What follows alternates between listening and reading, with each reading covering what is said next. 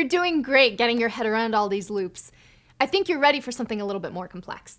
We're going to explore what happens when you get loops inside of loops. Does that make your head spin? Don't worry, we're about to break it down for you with a couple of examples. Have you ever played Dominoes before? There's a bunch of fun games you can play with these tiles. In case you're not familiar, each domino tile has two numbers represented by a collection of dots carved on each half of the tile. The numbers go from 0 to 6. Tiles can be rotated so that each combination of numbers is represented only once in a set of domino tiles. In other words, the 2-3 tile is the same as the 3-2 tile, and there's only one per set. Now, imagine we wanted to write a program that prints each domino tile in a set. If we take all of the tiles that have 0 on the left, we can print tiles with numbers from 0 to 6 on the right. That should be easy to do with a for loop. But what about tiles that have 1 on the left? Well, we need to skip the 1-0 tile because that one was already printed as 0-1. So, we could print a list of tiles with 1 on the left and numbers from 1 to 6 on the right. When we look at 2, we would need to skip both 0 and 1, and so on. Are you following along? How do you think we'd write the code for this? Turning this into code means that we'd need to write 2 for loops, one inside the other. This is what we call nested for loops. Check out how this looks in Python code. For left in range 7, for right in range left 7, print, we're going to do left bracket plus str left plus pipe plus str right plus close bracket end equals space. And print. In this code, we're using a new parameter that we pass to the print function. This parameter is called end. Normally, once print has taken the content we passed and written it to the screen, then it writes a special character that creates a new line called the new line character.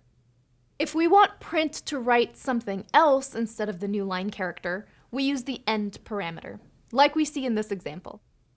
Notice how the second for loop iterates over a different number of elements each time it's called as the value of left changes. Depending on what you want to achieve with your nested loops, you may want both loops to always go through the same number of elements.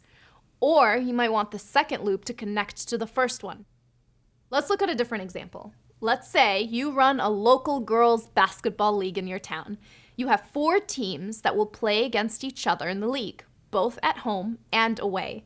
You've stored the names of the teams in a list, like this. We want to write a script that will output all possible team pairings. For this, the order of the names matters because for each game, the first name will be the home team and the second name is the away team. And of course, what we don't want to do is have a team playing against itself. So, what statement do we need to use to avoid that? To do this, we need to use a conditional that makes sure we only print the pairing when the names are different. Check out what this looks like. For home team in teams, for away team in teams, if home team not equal to away team, print home team versus away team. Success! As you can see, nested loops are super useful for solving certain problems, like pairing teams.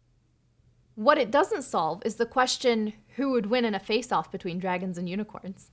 If only there were some code for that. Anyway, we've seen that nested loops are a handy tool. But we need to be careful not to just blindly apply them to any problem. Why? Well, because the longer the lists your code needs to iterate through, the longer it takes your computer to complete the task. Let's say your manager asks you to do an operation that will run through a list of 10,000 elements. If the operation takes 1 millisecond per element, the whole loop would take 1 millisecond times 10,000 to complete, which is 10 seconds. Now, imagine we add a nested loop that has to go over the same 10,000 elements. This means that each iteration of the outside loop would do a full iteration of the inside loop, which again would take 10 seconds to go through the whole list. So now the whole iteration takes 10,000 times 10 seconds, which is 100,000 seconds. That's over 27 hours. I have the patience of a gnat, so that would definitely not work for me. This doesn't mean we shouldn't use nested loops. They're a useful tool when solving problems that require them, but we need to be careful of where and how we use them. Throughout this course, and ones coming up, we'll look at a lot of techniques that can help us pick the right tool to use for each type of problem. Up next, we'll look into some common errors that you might come across when writing your for loops and what to do about them.